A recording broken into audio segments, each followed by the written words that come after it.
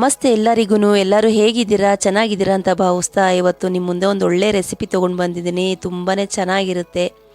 ಇದಕ್ಕೆ ನಾನು ಈರುಳ್ಳಿ ಬೆಳ್ಳುಳ್ಳಿ ಹಾಕ್ದಂಗೆ ಮಾಡಿರುವಂಥ ದೇವಸ್ಥಾನದಲ್ಲಿ ಸಿಗುವಂಥ ಮಂಗಳೂರು ಸೌತೆಕಾಯಿ ಬಳಸಿ ನಾನು ಮಾಡಿರುವಂಥ ಸಾಂಬಾರ್ ದೋಸೆಗೆ ಇಡ್ಲಿಗೆ ಸೂಪರಾಗಿರುತ್ತೆ. ಈರುಳ್ಳಿ ಬೆಳ್ಳುಳ್ಳಿ ಹಾಕದೆ ಮಾಡಿರೋವಂಥ ಸಾತ್ವಿಕ ಆಹಾರ ಅಂತಲೇ ಹೇಳ್ಬೋದು. ಈ ಸಾಂಬಾರಿಗೆ ಏನು ವಿಶೇಷತೆ ಅಂತ ಅಂದರೆ ಇಡ್ಲಿಗೆ ದೋಸೆಗೆ ಅನ್ನಕ್ಕೆ ಎಲ್ಲದಕ್ಕೂ ಸೂಟ್ ಆಗುವಂಥ ಸಾಂಬಾರು. ನಿಮಗೂ ಇಷ್ಟ ಆಗುತ್ತೆ ಅಂತ ನಾನು ನಂಬಿ ಈ ವಿಡಿಯೋನ ಶೇರ್ ಮಾಡ್ತಾಯಿದ್ದೀನಿ. ನೋಡ್ತಾ ಇದ್ರೇ ಬಾಯಲ್ಲಿ ನೀರು ಬರುತ್ತಲ್ವ.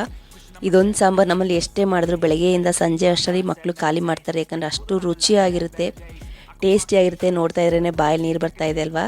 ಇದು ನಾನು ಹೇಗೆ ಮಾಡಿದೆ ಅಂತ ನಾನು ನಿಮ್ಮ ಹತ್ರ ವೀಡಿಯೋ ಶೇರ್ ಮಾಡ್ತಾ ಹೋಗ್ತೀನಿ. ಇನ್ನು ನಿಸರ್ಗ ಕುಕ್ಕಿಂಗ್ ಚಾನಲ್ಗೆ ಯಾರೆಲ್ಲ ಸಬ್ಸ್ಕ್ರೈಬ್ ಮಾಡ್ಕೊಂಡೆ ನೋಡ್ತಾ ಇದ್ದೀರೋ ದಯವಿಟ್ಟು ಸಬ್ಸ್ಕ್ರೈಬ್ ಮಾಡ್ಕೊಂಡು ನೋಡಿ. ಇಷ್ಟವಾದರೆ ಒಂದು ಲೈಕ್ ಮಾಡಿ, ನಿಮ್ಮ ಫ್ಯಾಮಿಲಿ ಫ್ರೆಂಡ್ಸ್ಗೂ ಶೇರ್ ಮಾಡಿ. ಬನ್ನಿ ಹೇಗೆ ಮಾಡೋದು ಅಂತ ನಾನು ಇವಾಗ ತೋರಿಸ್ತೀನಿ. ಇಲ್ಲಿ ನಾನು ನೋಡಿ ಬಾಣಲಿನ ಬಿಸಿ ಮಾಡೋಕ್ಕೆ ಇಟ್ಕೊಂಡಿದ್ದೀನಿ. ಒಂದೇ ಟೈಮಲ್ಲಿ ಎಲ್ಲ ಕೆಲಸ ಮಾಡ್ಕೊಳ್ಳೋಣ ಅಂತ ಅಷ್ಟೇ, ಇನ್ನೇನಿಲ್ಲ. ಬಾಣಲಿ ಆ ಕಡೆ ಬಿಸಿ ಆಗೋ ಅಷ್ಟರಲ್ಲಿ ಸೌತೆಕಾಯಿನ ಕಟ್ ಮಾಡ್ಕೋತಾ ಇದ್ದೀನಿ. ಸೌತೆಕಾಯಿ ಸಿಪ್ಪೆ ತೆಗಿಬಾರ್ದು, ಸಿಪ್ಪೆ ಸಮೇತನೇ ಕಟ್ ಮಾಡ್ಕೋಬೇಕಾಗುತ್ತೆ. ದಪ್ಪ ದಪ್ಪ ಹೆಚ್ಕೋಬೇಕಾಗುತ್ತೆ. ಅದರಲ್ಲಿರೋ ಬೀಜನ ಎಲ್ಲ ತೆಗಿಬೇಕಾಗುತ್ತೆ. ಬೀಜದಲ್ಲಿ ಸ್ವಲ್ಪ ಕಸರೆ ಅಂಶ ಬರುತ್ತೆ, ಹಾಗಾಗಿ ಬೀಜನ ಕ್ಲೀನ್ ಮಾಡ್ಕೋಬೇಕಾಗುತ್ತೆ. ಬಾಕಿ ಏನು ಸಿಪ್ಪೆ ತೆಗಿಯೋದು ಬೇಡ. ತುಂಬಾ ರುಚಿಯಾಗಿರುತ್ತೆ, ಎಲ್ಲರಿಗೂ ಇಷ್ಟ ಆಗುತ್ತೆ, ತುಂಬಾ ಟೇಸ್ಟಿಯಾಗಿರುತ್ತೆ ಅಂತಲೇ ಹೇಳ್ತೀನಿ ನಾನು. ನಿಮ್ಗೆ ಖಂಡಿತ ಇಷ್ಟ ಆಗುತ್ತೆ ಅಂತ ನಾನು ನಂಬಿ ವಿಡಿಯೋನ ಶೇರ್ ಮಾಡ್ತಾಯಿದ್ದೀನಿ. ನೋಡಿ ಈ ಥರ ಬೀಜನೆಲ್ಲ ತಕ್ಕೋಬೇಕಾಗುತ್ತೆ. ಬೀಜ ಇರೋ ಸ್ವಲ್ಪ ಕಸರೆ ಅಂಶ ಬರುತ್ತೆ. ನಮಗೆ ಯಾವ ಸೈಜ್ ಬೇಕೋ ಆ ಸೈಜ್ ನಾವು ಕಟ್ ಮಾಡ್ಕೋಬೋದು. ಸ್ವಲ್ಪ ದಪ್ಪನೇ ಇರಲಿ, ಸಣ್ಣ ಮಾಡೋದು ಬೇಡ. ನೋಡಿ ನಾನು ಈ ಥರ ಮಾಡ್ಕೊತಾ ಇದ್ದೀನಿ. ಮಕ್ಳಿಗಂತೂ ತುಂಬಾ ಇಷ್ಟ ಆಗುತ್ತೆ ಫ್ರೆಂಡ್ಸ್. ನೀವು ಒಂದ್ಸಲ ಟ್ರೈ ಮಾಡಿ, ನಿಮಗೂ ಇಷ್ಟ ಆಗುತ್ತೆ. ನೋಡಿ ನಾನು ಇದನ್ನೆಲ್ಲ ಕಟ್ ಮಾಡಿ ಇಟ್ಕೊಂಡಿದ್ದೀನಿ. ಇಲ್ಲೊಂದು ಕುಕ್ಕರ್ ತೊಗೊಂಡಿದ್ದೀನಿ. ಕುಕ್ಕರ್ಗೆ ನಾನು 2 ಥರ ಬೇಳೆ ತೊಗೊಂಡಿದ್ದೀನಿ. ಮೈಸೂರು ಬೇಳೆ ಮತ್ತು ತೊಗರಿ ಬೇಳೆ ನೀಟಾಗಿ ವಾಶ್ ಮಾಡಿ ಇಟ್ಕೊಂಡಿದ್ದೆ. ಬೇಳೆ ಹಾಕ್ತಾಯಿದ್ದೀನಿ ಕುಕ್ಕರ್ಗೆ.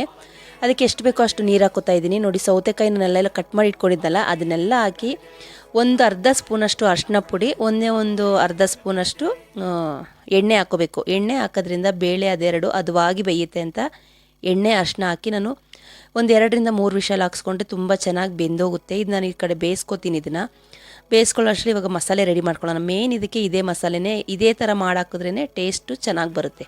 ಫ್ರೆಶ್ ಮಸಾಲ ಅಂತಾರಲ್ಲ ಆ ಥರ. ಬಾಣಲಿಗೆ 1 ಸ್ಪೂನ್ ಎಣ್ಣೆ ಹಾಕ್ಕೊಂಡಿದ್ದೀನಿ. 1-1.5 ಸ್ಪೂನಷ್ಟು ಕಡಲೆಬೇಳೆ, 1 ಸ್ಪೂನಷ್ಟು ಉದ್ದಿನಬೇಳೆ ಹಾಕೋತಾ ಇದ್ದೀನಿ. ಉದ್ದಿನಬೇಳೆ ಕಡಲೆಬೇಳೆ ಎಲ್ಲ ಚೆನ್ನಾಗಿ ಫ್ರೈ ಆಗಬೇಕು, ಕೆಂಪಾಗಂಗೆ ಹುರ್ಕೋಬೇಕು, ಸೀಸಬಾರ್ದು. ಮೆಣಸು ಒಂದು 10 ಕಾಳಷ್ಟು ಮೆಣಸು ಹಾಕಿ, ಕೌಂಟ್ ಮಾಡಿನೇ ಹಾಕೋಬೋದು. 10 ಕಾಳು ಮೆಣಸು ಹಾಕೋಬೋದು. ಮೆಂತ್ಯ ಒಂದು ಸ್ವಲ್ಪ ಕಮ್ಮಿನೇ ಹಾಕೋಬೇಕು. ಒಂದು 10 ರಿಂದ 15 ಕಾಳಷ್ಟು ಮೆಂತ್ಯ. ಜೀರಿಗೆ ಮಾತ್ರ 1 ಸ್ಪೂನು ಧಾರಾಳವಾಗಿ ಹಾಕ್ಬೋದು. ಜೀರಿಗೆ ಹಾಕಿದಷ್ಟು ಈ ಸಾರು ಟೇಸ್ಟ್ ಚೆನ್ನಾಗಿರುತ್ತೆ, ರುಚಿ ಚೆನ್ನಾಗಿ ಕೊಡುತ್ತೆ. ಹಾಗಾಗಿ ಜೀರಿಗೆನ ಜಾಸ್ತಿ ಹಾಕ್ತಾಯಿದ್ದೀನಿ. ಮೆಣಸು ಮೆಂತ್ಯ ಪ್ರಮಾಣ ಕಮ್ಮಿ ಹಾಕ್ತಾಯಿದ್ದೀನಿ. ನೋಡಿ ಧನ್ಯ ಇಲ್ಲಿ ನಾನು 2 ಸ್ಪೂನಷ್ಟು ಧನ್ಯ ಹಾಕ್ಕೊಂಡಿದ್ದೀನಿ. ನಾನು ಇದೆಲ್ಲ ಒಂದು ಕಣ್ಣು ಅಳತೆಗೆ ಹಾಕೋತಾ ಇದ್ದೀನಿ. ನಿಮಗೆ ಅಂತಂದರೆ 2.5 ಸ್ಪೂನಷ್ಟು ಧನ್ಯ, ಜೀರಿಗೆ, ಮೆಣಸು, ಮೆಂತ್ಯ ಇದೆಲ್ಲ ಚೆನ್ನಾಗಿ ಫ್ರೈ ಆಗೋ ಅಷ್ಟರಲ್ಲಿ ಒಣಮೆಣ್ಸಿನ್ಕಾಯಿ, ಇದು ಕಲ್ಲರು ಕೊಡುತ್ತೆ, ರುಚಿ ಕೊಡುತ್ತೆ, ಖಾರನೂ ಇರುತ್ತೆ. ನೋಡಿ ಈ ಥರ ಎಲ್ಲ ಮುರಿದಾಕೋಬೇಕಾಗುತ್ತೆ ಒಣಮೆಣ್ಸಿನ್ಕಾಯಿ. ಆವಾಗಷ್ಟೇ ನಾವು ಈ ಥರ ಮಸಾಲೆ ರುಬ್ಬಿ ಮಾಡೋದ್ರಿಂದ ಸಾಂಬಾರಿಗೆ ತುಂಬಾ ರುಚಿ ಕೊಡುತ್ತೆ. ಯಾರೆಲ್ಲ ಈ ರಾಯರ ವ್ರತ ಉಪವಾಸ ಮಾಡ್ತಾರಲ್ಲ ಅವ್ರಿಗೆಲ್ಲ ಈ ಸಾಂಬಾರು ತುಂಬಾ ಇಷ್ಟ ಆಗುತ್ತೆ. ಹೊಟ್ಟೆ ತುಂಬ ಊಟ ಮಾಡ್ಬೋದು. ಯಾಕಂದರೆ ಈರುಳ್ಳಿ ಬೆಳ್ಳುಳ್ಳಿ ಹಾಕಲ್ವಲ್ಲ, ಹಾಗಾಗಿ ಎಲ್ರಿಗೂ ಇಷ್ಟ ಆಗುತ್ತೆ. ಕರ್ಬೇವಿನ ಸೊಪ್ಪು 1 ಹಿಡಿ ಫುಲ್ಲು ಕರ್ಬೇವಿನ ಸೊಪ್ಪು ಹಾಕಿದ್ದೀನಿ. ಇಲ್ಲಿ ನಾನು ಹಸಿ ತೆಂಗಿನಕಾಯಿ ತುರಿ 1 ಹಿಡಿ ತೆಂಗಿನಕಾಯಿ ತುರಿ ತೊಗೊಂಡಿದ್ದೀನಿ. ಇದಕ್ಕೆ ತೆಂಗಿನಕಾಯಿ ತುರಿ ಹಸಿದೇ ಹಾಕಬೇಕು, ಒಣಗಿರೋದೆಲ್ಲ ಬೇಡ. ಹಸಿದು ಹಾಕ್ಬಿಟ್ಟು ಚೆನ್ನಾಗಿ ಹುರ್ಕೋಬೇಕು. ಸ್ಟವ್ನ ಆಫ್ ಮಾಡ್ಕೊತೀನಿ ನಾನು ಹುರ್ಕೋಬೇಕಾದ್ರೆ. ನೋಡಿ ಹುಣಸೆಹಣ್ಣು, 1 ನಿಂಬೆಹಣ್ಣು ಗಾತ್ರದಷ್ಟು ಹುಣಸೆಹಣ್ಣು ಹಾಕ್ಕೊಂಡಿದ್ದೀನಿ. ಇದಕ್ಕೆ ಉಪ್ಪು, ಹುಳಿ, ಖಾರ ಎಲ್ಲ ಹದವಾಗಿ ಮಾಡಿದ್ರೆ ಎಷ್ಟು ಚೆನ್ನಾಗಿರುತ್ತೆ ಅಂದರೆ 3 ಇಡ್ಲಿ 4 ಇಡ್ಲಿ ತಿನ್ನೋರು 6-7 ಇಡ್ಲಿ ತಿಂತಾರೆ. ಅದು ನಮ್ಮ ಮನೇಲಿ ಅದೇ ರೀತಿ ಮಕ್ಕಳು ತಿಂತಾರೆ. ಹಾಗಾಗಿ ಯಾಕಂದರೆ ಸಾಂಬಾರು ಅಷ್ಟು ರುಚಿಯಾಗಿರುತ್ತೆ, ಅಷ್ಟು ಇಡ್ಲಿ ತಿಂತೀವಿ ನಾವು. ಹಾಗಾಗಿ ಹೇಳ್ತಾ ಇದ್ದೀನಿ, 3-4 ತಿನ್ನೋರು 5-6 ಇಡ್ಲಿ ತಿಂತಾರೆ. ಇದನ್ನೆಲ್ಲ ಒಂದು ಮಿಕ್ಸಿ ಬಟ್ಲಿಗೆ ಹಾಕ್ಕೊಂಡು ನೀರು ಹಾಕ್ಕೊಂಡು ಚೆನ್ನಾಗಿ ನೈಸ್ ಆಗೋ ಥರ ಪೇಸ್ಟ್ ಮಾಡ್ಕೋಬೇಕಾಗುತ್ತೆ. ನೋಡಿ ಇದನ್ನೆಲ್ಲ ನೈಸ್ ಆಗೋ ಥರ ಪೇಸ್ಟ್ ಮಾಡ್ಕೊಂಡೆ ಸಪ್ರೇಟಾಗಿ ಎತ್ತಿಟ್ಟಿದ್ದೀನಿ. ಈ ಕಡೆ ನೋಡಿ ಬೇಳೆ ಕೂಡ ಬೆಂದಿದೆ, ಚೆನ್ನಾಗಿ ಬೆಂದಿದೆ ಬೇಳೆ. ನೋಡಿ ಹದವಾಗಿ ಬೆಂದಿದೆ ಬೇಳೆ. ಸಾಂಬಾರು ಸೌತೆಕಾಯಿ ಹಾಕಿದ್ವಲ್ಲ ಅದೆರಡು ಹದವಾಗಿ ಬೆಂದಿದೆ. ಈಗಲೊಂದು ಪಾತ್ರೆ ಇಟ್ಕೊಂಡಿದ್ದೀನಿ. ಮೊದಲಿಗೆ ನಾವು ಖಾರನ ಕುದಿಸ್ಕೊಬಿಡ್ತೀನಿ ನಾನು. ಯಾಕಂದ್ರೆ ಇದು ಖಾರ ಹಸಿ ಮಸಾಲೆ ವಾಸನೆ ಹೋಗ್ಬೇಕಲ್ಲ, ಹಾಗಾಗಿ ಮೊದಲಿಗೆ ಖಾರ ಹಾಕ್ಕೊಂಡು ಚೆನ್ನಾಗಿ ಕುದಿಸ್ಕೊತೀನಿ. ನೀರು ಜಾಸ್ತಿ ಹಾಕೋದು ಬೇಡ, ಯಾಕಂದರೆ ನಾವು ಬೇಳೆ ಬೇಯಿಸ್ಕೊಂಡಿರ್ತೀವಿ, ಅದರೆಲ್ಲ ನೀರಿರುತ್ತಲ್ಲ, ಹಾಗಾಗಿ ಇದಕ್ಕೆ ಸ್ವಲ್ಪ ಗಟ್ಟಿನೇ ನಾನು ಕುದಿಸ್ಕೊತೀನಿ. ಇದಕ್ಕೊಂದು 1/4 ಸ್ಪೂನಷ್ಟು ಅರಿಶಿನ ಪುಡಿ ಹಾಕ್ತಾಯಿದ್ದೀನಿ. ರುಚಿಗೆ ತಕ್ಕಷ್ಟು ಉಪ್ಪು ಹಾಕ್ಬಿಟ್ಟು ಚೆನ್ನಾಗಿದು ಹಸಿ ವಾಸನೆ ಹೋಗೋ ತನಕ ಕುದಿಸ್ಕೊತೀನಿ. ನಿಜ ಹೇಳ್ತೀನಿ ಫ್ರೆಂಡ್ಸ್, ಇದು ಈ ಸಾಂಬಾರನ್ನ ಯಾರು ಒಂದು ಸಲ ಟ್ರೈ ಮಾಡಿಲ್ವೋ ಖಂಡಿತ ಟ್ರೈ ಮಾಡಿ, ನಿಮ್ಮೆಲ್ರಿಗೂ ಇಷ್ಟ ಆಗುತ್ತೆ. ನೋಡಿ ಇದು ಇಷ್ಟು ಗಟ್ಟಿನೇ ಇರಲಿ, ಯಾಕಂದರೆ ನಾವು ಮತ್ತೆ ಬೇಳೆ ಕಟ್ಟೆಲ್ಲ ಹಾಕ್ತೀವಲ್ವ ಅವಾಗ ಸರಿ ಹೋಗುತ್ತೆ.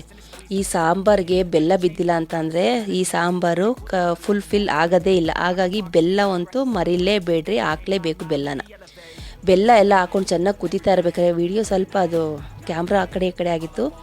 ಅದು ಕುದಿಬೇಕಾದ್ರೆ ನಾವು ಬೇಳೆನೂ ಮತ್ತು ಸಾಂಬಾರು ಸೌತೆಕಾಯಿ ಬೇಯಿಸ್ಕೊಂಡಿದ್ವಲ್ಲ ಅದನ್ನು ಹಾಕ್ತಾಯಿದ್ದೀನಿ ಅಷ್ಟೇ. ಇದನ್ನೆಲ್ಲ ಹಾಕಿ ಚೆನ್ನಾಗಿ ಕುದಿಸ್ಕೋಬೇಕು. ನೋಡಿ, ನೋಡ್ತಾ ಇದ್ರೇ ಬಾಯಲ್ಲಿ ನೀರು ಬರುತ್ತಲ್ವ, ಹಾಗಾಗಿ ಹೇಳ್ತಾಯಿದ್ದೀನಿ ನೀವು ಒಂದ್ಸಲ ಟ್ರೈ ಮಾಡಿ ಅಂತ ಪದೇ ಪದೇ ಹೇಳ್ತಾಯಿದ್ದೀನಿ. ಯಾಕಂದರೆ ಅಷ್ಟು ಚೆನ್ನಾಗಿರುತ್ತೆ ಈ ಸಾಂಬಾರು. ನೋಡಿ, ಚೆನ್ನಾಗಿ ಕುದಿಬೇಕು. ಇದು ಕುದ್ದೀತಾ ಇರಲಿ. ಇದು ಅಷ್ಟರಲ್ಲಿ ನಾವು ಒಂದು ಒಳ್ಳೆ ಒಗ್ಗರಣೆ ಹಾಕೊಳ್ಳೋಣ. ಇದು ಹಸಿ ಮಸಾಲೆ ಹೋಗೋ ತನಕ ನಾವು ವಾಸನೆ, ಅದು ಸ್ಮೆಲ್ ಇರುತ್ತಲ್ಲ ಅದೆಲ್ಲ ಹೋಗಬೇಕು. ನೋಡಿ, ನಾನು ಇವಾಗ ಸ್ಟವ್ ಆಫ್ ಮಾಡ್ಕೊಂಡಿದ್ದೀನಿ, ಸಪಟಾಗಿ ಎತ್ತಿಟ್ಕೊಂಡಿದ್ದೀನಿ. ಇದಕ್ಕೊಂದು ಒಳ್ಳೆ ಒಗ್ಗರಣೆ ಮೇಲಿಂದ ಕೊಟ್ಟರೆ ಘಮ ಘಮ ಅಂತ ಇರುತ್ತೆ ಮನೆಯೆಲ್ಲನೂ. ಈ ಸಾಂಬಾರು ಮಾಡ್ತಿದ್ದಾಗೆ ಎಣ್ಣೆ ಹಾಕ್ಕೊಂಡಿದ್ದೀನಿ, ಸ್ವಲ್ಪ ಸಾಸಿವೆ ಹಾಕೋತಾ ಇದ್ದೀನಿ. ಇದಕ್ಕೆ ಹಿಂಗೆ ಹಾಕಬೇಕು. ಹಿಂಗನ್ನ ಮಾತ್ರ ಮಿಸ್ ಮಾಡಬೇಡಿ, ಹಿಂಗೆ ಹಾಕಲೇಬೇಕು ಇದಕ್ಕೆ.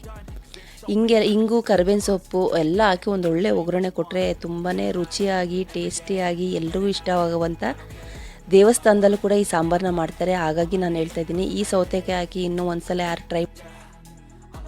ಟ್ರೈ ಮಾಡಿಲ್ಲ ಅಂದರೆ ಒಂದು ಸಲ ಟ್ರೈ ಮಾಡಿ, ನಿಮ್ಗೆಲ್ಲರಿಗೂ ಇಷ್ಟ ಆಗುತ್ತೆ. ನೋಡ್ತಾ ಇದ್ರೇ ಬಾಯಲ್ಲಿ ನೀರು ಬರ್ತಾಯಿತ್ತಲ್ವ, ಇನ್ಯಾಕೆ ತಡ, ಒಂದು ಸಾಂಬಾರು ಸೌತೆಕಾಯಿ ತೊಗೊಂಡು ಬನ್ನಿ. ಇಡ್ಲಿಗೋ ದೋಸೆಗೋ ಬಿಸಿ ಬಿಸಿ ಅನ್ನಕ್ಕಂತೂ ಇನ್ನೂ ಚೆನ್ನಾಗಿರುತ್ತೆ. ಇಡ್ಲಿಗೂ ಸೂಪರ್, ದೋಸೆಗೂ ಸೂಪರ್, ಅನ್ನಕ್ಕೂ ಸೂಪರ್. ನೋಡಿದ್ರಲ್ಲ, ಈ ವಿಡಿಯೋ ಇಷ್ಟವಾದಲ್ಲಿ ಲೈಕ್ ಮಾಡಿ, ಶೇರ್ ಮಾಡಿ, ಕಮೆಂಟ್ ಮಾಡಿ. ನಿಸರ್ಗ ಕುಕಿಂಗ್ ಚಾನಲ್ನ ಇನ್ನೂ ಯಾರೆಲ್ಲ ಸಬ್ಸ್ಕ್ರೈಬ್ ಮಾಡ್ಕೊಂಡೆ ನೋಡ್ತಾ ಇದ್ರು, ದಯವಿಟ್ಟು ಸಬ್ಸ್ಕ್ರೈಬ್ ಮಾಡ್ಕೊಂಡು ಇಷ್ಟವಾದ್ರೆ ಒಂದು ಲೈಕ್ ಮಾಡಿ, ನಿಮ್ಮ ಫ್ಯಾಮಿಲಿ ಫ್ರೆಂಡ್ಸ್ಗೂ ಶೇರ್ ಮಾಡಿ. ಇನ್ನೊಂದು ಏನು ಗೊತ್ತಾ, ಎಲ್ಲೂ ಸ್ಕಿಪ್ ಮಾಡ್ದಂಗೆ ನೋಡಿ, ನಾನು ಅಷ್ಟೇ ನಿಮ್ಮ ಹತ್ರ ಕಳಕಳೆಯಾಗಿ ಕೇಳ್ಕೊತೀನಿ. ಇದೇ ರೀತಿ ಮುಂದೆ ಒಳ್ಳೊಳ್ಳೆ ವಿಡಿಯೋ ಸಿಂಪಲ್ಲಾಗಿ ಮಾಡುವಂಥ, ರುಚಿಯಾಗಿ ಶುಚಿಯಾಗಿ ಮಾಡುವಂಥ ಒಳ್ಳೊಳ್ಳೆ ರೆಸಿಪಿ ತೊಗೊಂಡು ನಿಮ್ಮ ಮುಂದೆ ಬರ್ತೀನಿ. ನಮಸ್ತೆ, ಬಾಯ್ ಬಾಯ್ ಫ್ರೆಂಡ್ಸ್.